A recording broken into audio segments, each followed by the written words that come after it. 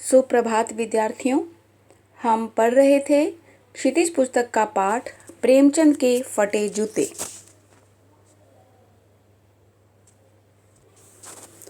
पाठ की शुरुआत प्रेमचंद के किसी पुराने चित्र से होती है, जहां लेखक देखता है कि प्रेमचंद एक साधारण सी वेशभूषा में अपनी पत्नी के साथ एक फोटो खिंचवाए हुए हैं।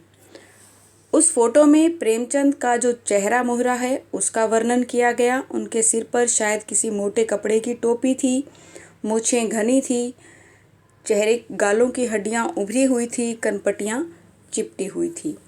इसके साथ ही लेखक की नज़र जो है उनके पैरों में पहने हुए एक जूते पर पड़ती है जो फटा हुआ है और उसमें से उनकी उंगली बाहर निकल आई है।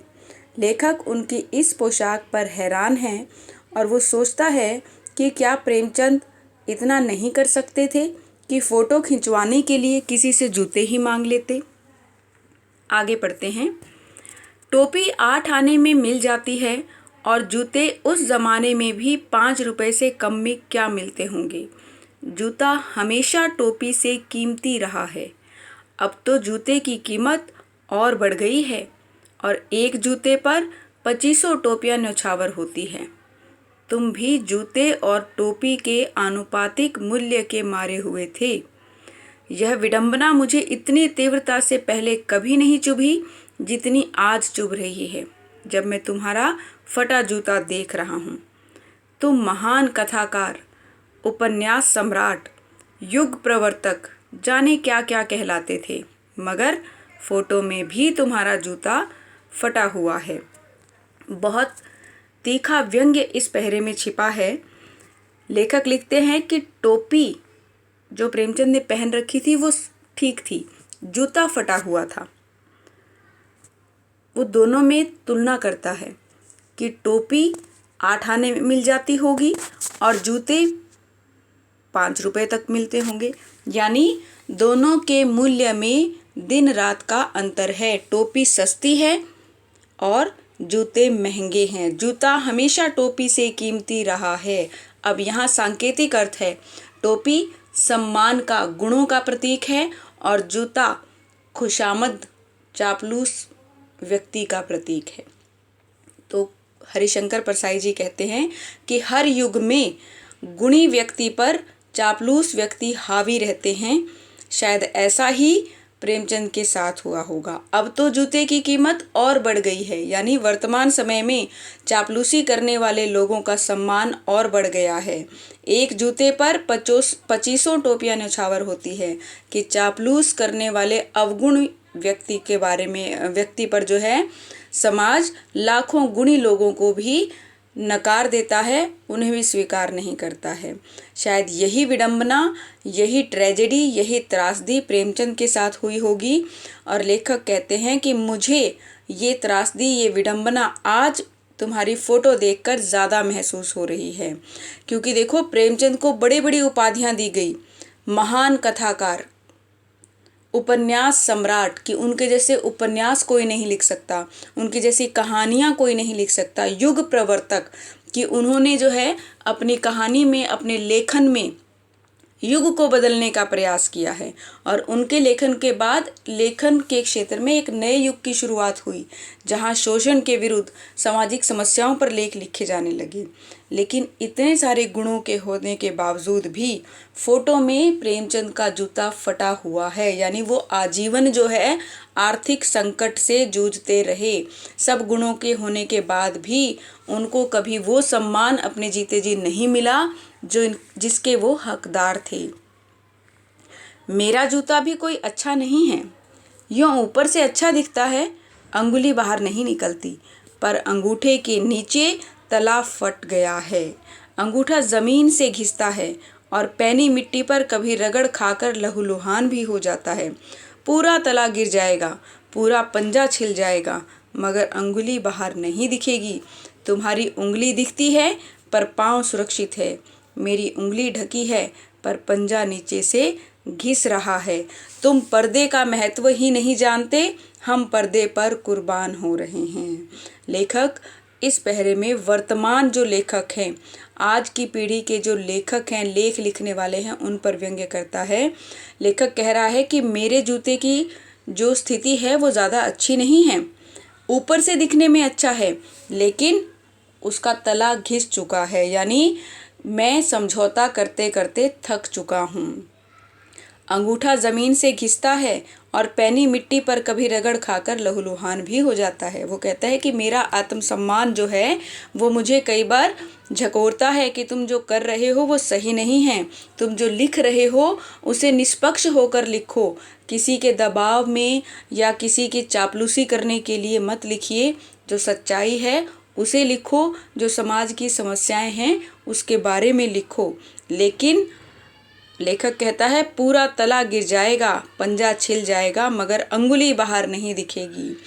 लेखक हरिशंकर परसाई जी कहते हैं कि मैं शायद अंदर से बहुत दुखी हूँ, क्योंकि मैं समाज की रूढ़िवादियों का, समाज के जो लोग हैं जो मुझे या जो यूँ कहिए कि सही लिखने के लिए प्रेरित नहीं करते हैं, ऐसे लोगों का मैं सामना नहीं कर पाता, विरोध नहीं कर पाता। इस कारण मेरी अंतरात्मा मुझे बहुत धिक्कारती है। लेकिन शायद मैं तुम्हारे जितना साहसी नहीं हूँ, इसलिए कभी खुलकर विरोध नहीं कर पाऊँगा। यहाँ पर उंगली जो है वो इशारा कर रही है कि वो समझौता करने की बजाय विरोध करना उचित समझते हैं। लेकिन लेखक कहता है कि मुझ में इतनी शक्ति नहीं है, इतना आत्मबल नहीं है। साथ ही वो कहते हैं तुम्हारी उंगली दिखती है पर पाँव सुरक्षित है।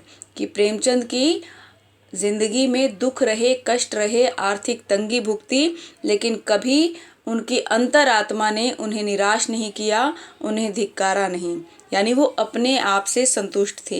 लेखक इसके विपरीत है, शायद उसके पास सुख सुविधाएं भी है, साधन संपन्न है, लोग सम्मान भी करते हैं, रुपए पैसे की कमी नहीं है, लेकिन वो अपने आप से ही संतुष्ट नहीं है, क्योंकि वो सामाजिक समस्याओं पर खुलकर नहीं लिख पा रहा है। तुम पर्दे का महत्व ही नहीं जानते, हम पर्दे पर कुर्बान हो रहे हैं। प्रेमचंद के बारे में कहते हैं कि तुम दिखावे का महत्व नहीं समझते, कि वर्तमान युग में वही सुखी है जो होता कुछ और है, दिखाता कुछ और है, अपने अवगुणों को छुपाता है। लेकिन हम ऐसे नहीं हैं, हम सिर्फ अपने गुणों का दिखावा करते हैं, अपनी कमियों को छुपा कर रखते हैं। तुम फटा जूता बड़े ठाठ से पहने हो, मैं ऐसे नहीं पहन सकता। फोटो तो जिंदगी भर इस तरह नहीं खिंचाऊं, चाहे कोई जीवनी बिना फोटो के ही छाप दे। वो कहता है कि तुम अपने अवगुणों को भी नहीं छुपाते हो, बड़े आत्मविश्वास से उनका सामना करते हो, लेकिन मैं ऐसा नहीं कर सकता। तुम्हारी यह व्यंग्य मुस्कान मेरे हौसले पस्त कर देती है। क्या मतलब है इसका? कौन सी मुस्कान है यह? क्या होरी का गोदान हो गया? क्या पूस की रात में नीलगाय हल्कू का खेत चर गई?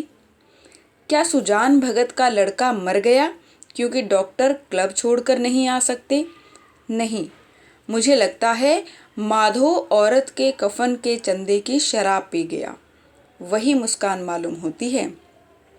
अब ये जो बातें लिखी है ना, होरी का गोदान, गोदान प्रेमचंद का बहुत प्रसिद्ध उपन्यास है और होरी उस उपन्यास का मुख्य नायक है। उसी तरह पूस की रात उनकी कहानी है और हल्कू उस कहानी का नायक है। सुजान भगत भी उनकी कहानी का, उनके उपन्यास का एक पात्र है और माधो भी जो है उनकी कहानी का ही एक पात्र है, क्योंकि प्रेमचंद की जितनी भी रचनाएं हैं वो सभी सामाजिक समस्याओं पर है। तो होरी में जो है, गोदान उपन्यास में होरी नाम का जो चरित्र है, जो नायक है, वो परेशान रहता है क्योंकि उसे गऊ का दान करना है। ये हमारी एक समाज की कुरीति थी और उसके चक्कर में फंसकर उसका सारा जीवन उलझ जाता है। उसी तरह हल्कू जो है एक गरीब किसान है, इतना गरीब कि उसके पास सर्दी में बचने के लिए कपड़े भी नहीं हैं और वो कड़ाके की ठंड में अपने खेत की रखवाली नहीं कर पाता क्योंकि उसे सर्दी लग रही थी।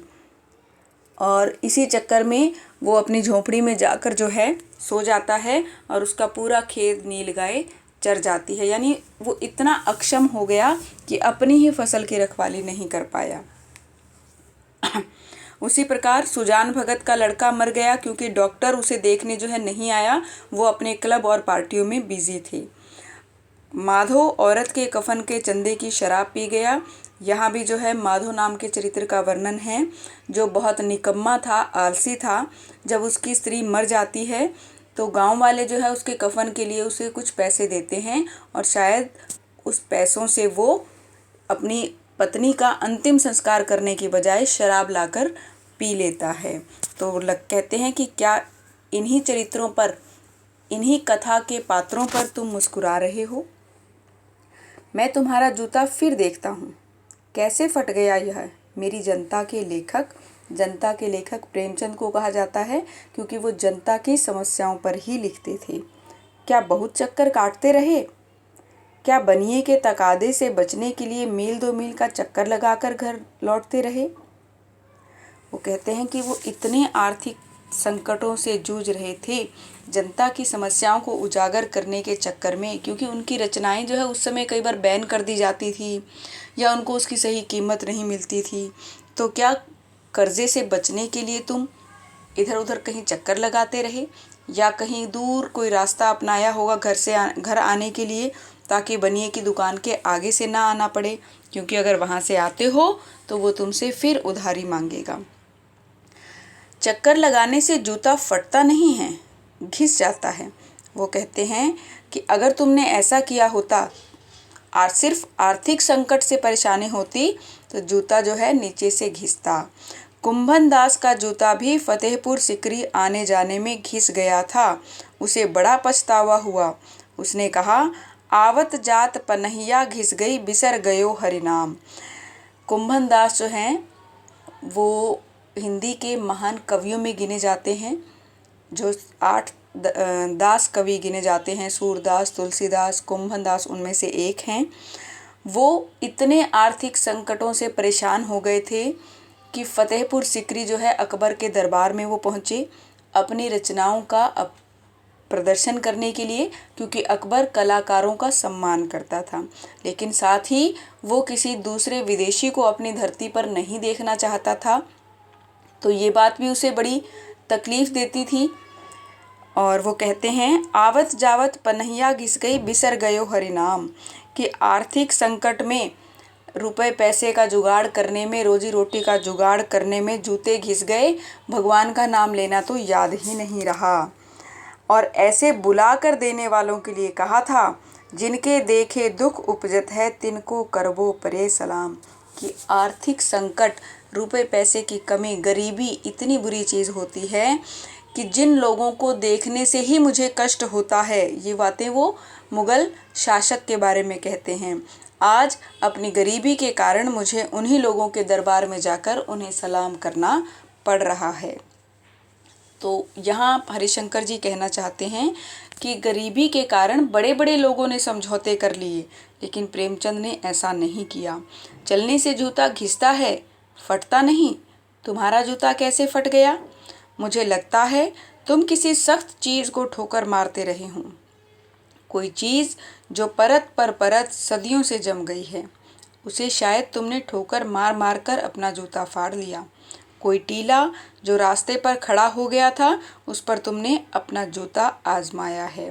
वो कहते हैं कि गरीबी के कारण, गरीबी का तो शायद तुम समाधान कर भी सकते थे, लेकिन तुम्हारा जो फटा जूता है वो सिर्फ गरीबी का प्रतीक नहीं है, तुम्हारे संघर्ष और तुम्हारे मुखर विरोध का भी प्रतीक है। क्योंकि रास्ते में आने वाली अड़चनों से, बाधाओं से तुम बचकर नहीं निकलने का प्रयास करते थे, बल्कि डटकर उनका सामना करते थे, उनका विरोध करने की हिम्मत रखते थे। शायद इसलिए तुम्हारे जूते फट गए हैं। तुम उसे बचाकर उसके बगल से भी तो निकल सकते थे। टीलों से समझौता भी तो हो जाता है। सभी नदियाँ पहाड़ थोड़े ही फोड़ती हैं, कोई रास्ता बदलकर घूमकर भी तो चली जाती हैं। हरिशंकर परसाई जी प्रेमचंद के चित्र में ही उनसे प्रश्न पूछ रहे हैं कि तुम भी तो संकटों से समझौता कर सकते थे। सभी नदियाँ पहाड़ थोड़ी फोड़ती हैं, हर एक व्यक्ति कोई बड़े काम नहीं कर सकता। तुम भी समझौता कर लेते। तुम्हें बड़े काम करने की, तुम्हें जनता का लेखक बनने की क्या आवश्यकता थी? तुम समझौता नहीं कर सके, शायद यही तुम्हारी कमज़ोरी थी। जो होरी को ले डूबी, वही नेम धर्म वाली कमज़ोरी। होरी, मैं फिर से याद दिला दूं, गोदान का नायक है, जो धर्म के नाम पर गौदान करने के चक्कर में अपना पूरा जीवन अस्त व्यस्त कर लेता है। नेम धर्म, नियम पूर्वक काम करना वो चाहता था। तो वो कहते हैं कि क्या प्रेमचंद में भी यही कमी रही होगी कि वो नियम विरुद्ध काम नहीं करना चाहते थे। उनका मानना था कि एक लेखक का आदर्श होना चाहिए कि वो जनता का लेखक बने, ना कि समाज के ठेकेदारों का। ये उस समय की बात है जब भारत में अंग्रेज़ों का शासन था, या जो रजवाड़े थे वो अपने दरबार में लेखकों को रखते थे, वो उनकी इच्छा अनुसार ही लिखते थे। जनता की समस्याओं की तरफ किसी का ध्यान नहीं था। तो प्रेमचंद इस बात से समझौता नहीं कर पाए थे। तुम्हारी यह पाँव की उंगली मुझे संकेत करती सी लगती है।